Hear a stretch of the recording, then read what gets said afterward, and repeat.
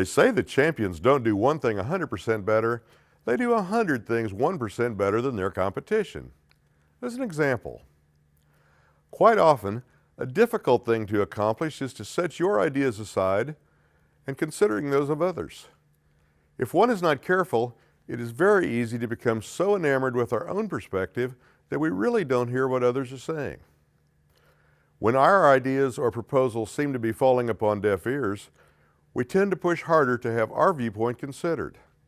As a result, more often than not, the more passionately that we express our point of view tends only to create more resistance than collaboration from others.